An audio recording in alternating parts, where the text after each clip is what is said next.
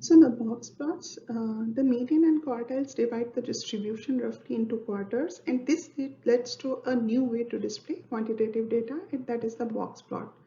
So this is the summary how to make a box plot, but before going to box plot, first we will understand about the Q1, Q3 and interquartile range. So we will go to the next slide. So here we are taking the example of 15 observations. They are ranging from 5 to 75, and we have already arranged it from smallest to largest number. So 5 is our minimum number, where 75 is the maximum number. And as there are 15 observation, 8th observation will be our Q2, that is the median, and then 20 is Q1 and 60 is Q3. So for the interquartile range, first we will subtract Q3 from Q1. So we will get 40, and we will get the value from 40 multiplied by 1.5. So we again got 60, and we will subtract this number from the Q1, whereas we will add this number from Q3. So when we got Q1, that is 20, minus 60 is equal to minus 40, whereas for the Q3 plus 60 it would be 120. So the range from minus 40 to 120 will be your normal range, and the number that is, for example, we got minus 35, that is outlier. 125, that would be the outlier. But if someone ask about 118, that would not be the outlier. So here is the example for the outliers, and here we already using the data we have already been used. So for this, first we made a stem plot, and we already know the median is 11 plus 12 divided by 2, that is 11.5. And now the Q1 is 5.5, whereas Q3 is 1.5. We will arrange it in sort. We will sort this data, and we will get the values. And then we will multiply 1.5 from interquartile range, and then we will do the same, subtract Q1 from this value and add Q3 with this value, and now we have a range that is from minus 18.5 to 45.5, and that's shorter than minus 18.5 are outliers, and the longer than a 45.5 days are considered as outlier.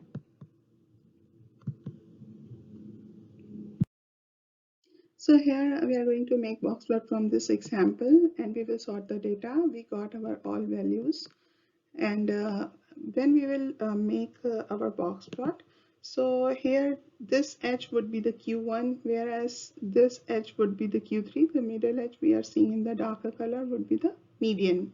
So what are these whiskers? The whiskers from the box are the out to minimum and max values that are not outliers. So minimum is our 2, and because we have the value of 45.5 we calculated earlier.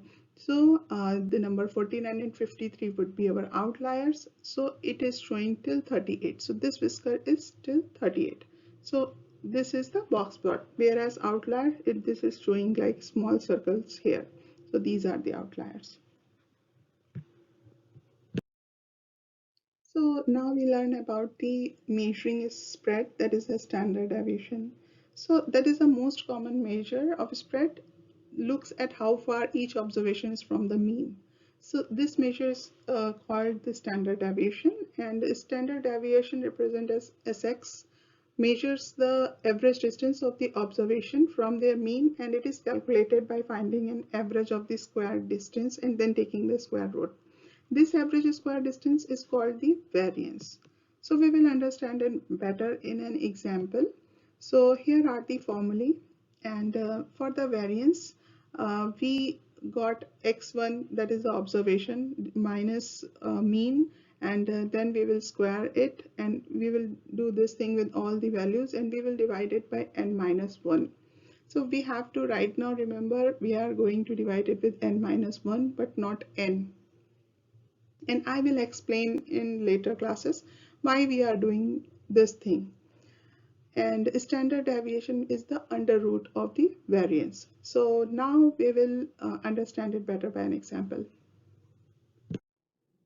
So we are going to understand by simplest example. We have four observations. The values are ranging from 6 to 1.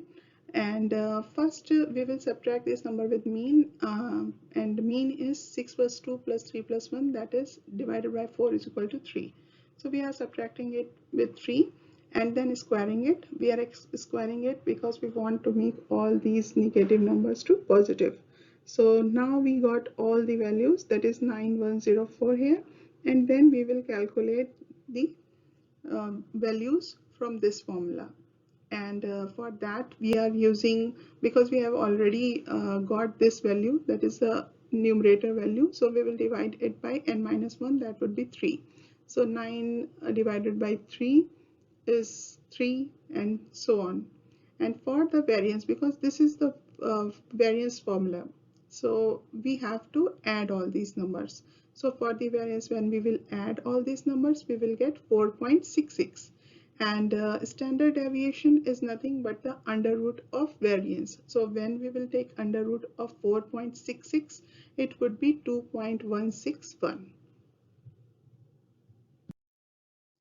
So now we are going to take one other example, and here we are considering the following data on the number of pets owned by a group of 9 children. So here are the number of pets. We can see it here in the number line. And first we have to calculate the mean and calculate each deviation. So deviation is equal to observation minus mean. So it would be, because mean is 5, so we will calculate one by one. So deviation for first is 1 minus 5, that is minus 4. And similarly, for this observation, that is 8, it would be 8 minus 5, that would be 3. So we are going to do the same thing what we have done in earlier example. So we are uh, subtracting mean from all the observation and squaring it, and then we will get the sum from it. So here we can see this, we are getting the standard deviation as the square root of variance, and we calculated variance as 6.5, whereas the standard deviation is root 6.5, that is 2.55. So now here we will see the properties of the standard deviation, and S measure spread about the mean and should be used only when the mean is an appropriate measure of center. S is equal to 0 only when all the observations have the same values and there is no spread. Otherwise, always S is greater than 0. And S is not resistant to outliers. What does it mean? It means if there are outliers, S will be affected by it. And S has the same units of measurements as the original observations. So choosing measure of center, we now have two choices for center and spread, that is mean and standard deviation, median and interquartile range. So median and IQR are usually better than the mean and standard deviation for describing a skewed distribution or distribution with outliers. And using mean and standard deviation only for reasonably symmetric distribution that do not have outliers. So numerical summaries do not fully describe the shape of a distribution. Always plot your data. So changing the unit of measurement. So variables can be recorded in different units of measurement, and most often one measurement unit is a linear transformation of another measurement. So x is equal to a plus bx. Linear transformations do not change the basic shape of a distribution, skew, symmetry, multimodal, but they do change the measure of center and spread. Multiplying each observation by a positive number, b, multiplies both measure of center, mean and median, and spread IQ or S by B. So adding the same number A, positive or negative, to each observation adds A to measure of center into quartiles, but it does not change measure of spread, that is IQR or standard error. So now we will learn about density curves and normal distribution. So when we are exploring quantitative data, we were doing these three steps, that is plot your data, make a graph, look for the overall pattern, that is shape, center, and spread, and for striking departures such as outliers, calculate the numerical summary to briefly describe center and spread. And now sometimes the overall pattern of a large number of observation is so regular that we can describe it by a smooth curve. So for the example here, we can see here is a histogram of a vocabulary score of 947, 7 graders. So when we are plotting the histogram plot from this data, the smooth curve drawn over the histogram is a mathematical model for the distribution. So here we can see this is smoothing out and this is the density curve. So the area of the shaded bars in this histogram represent the proportion of scores in the observed data that are less than or equal to 6, and this proportion is equal to 0.303. So in the book, it is given that the total number of students in this category are 287. So when we get the proportion, so we will do 287 divided by 947, it would be 0.303. So we are seeing this is as a histogram plot, and the values that are in the histogram plot less than or equal to 6 are in this area, and we can see it with orange color. Just right now, don't think any curve over it, just take it as a histogram plot right now. Now the area under the smooth curve to the left of 6 is shaded. If the scale is adjusted so the total area under the curve is exactly 1, then this curve is called density curve. The proportion of the area to the left of 6 is now equal to 0.293.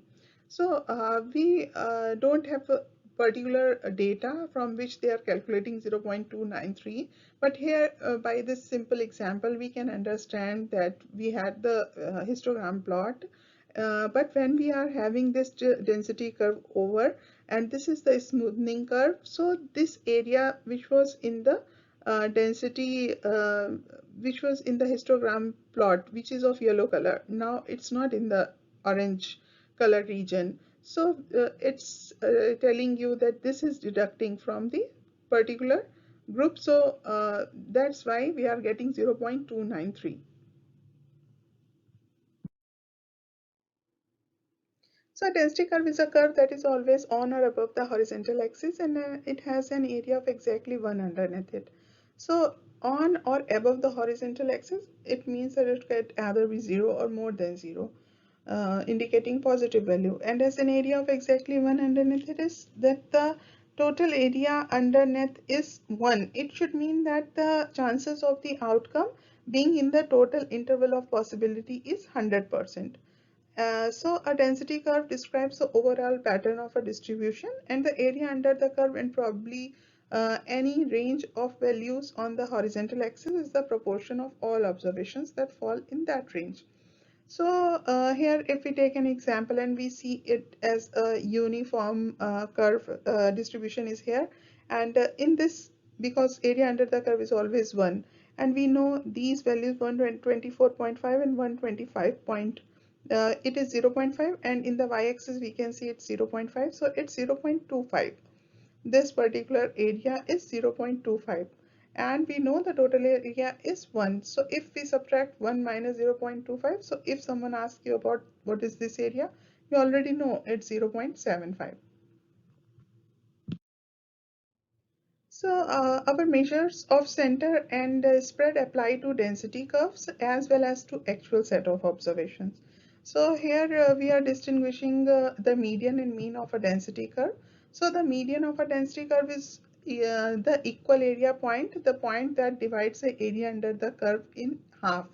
And mean of a density curve is the balance point, that is the point at which the curve would balance if made of solid material.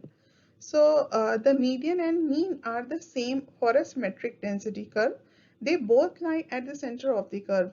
The mean of a skewed curve is pulled away from the median in the direction of a long tail. So we already learned about this earlier, but I will explain it again because this is a very symmetric curve. So we can see it that mean and median both are lying here. So we are not able to say as two different entities here. So this is both are equal.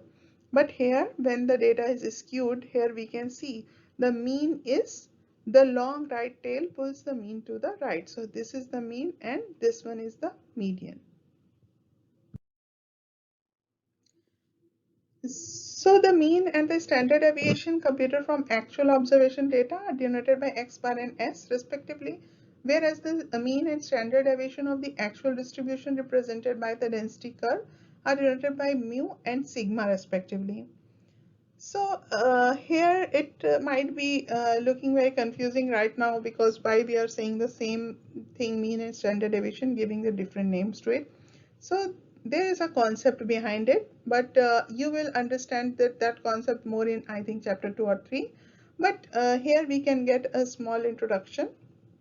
So what it's saying, these parameters, that is mu, that is the mean, and sigma, that is the standard deviation, are the parameters of population, whereas x bar and s are the statistics of sample. So what is a population and what is sample? Now question arises.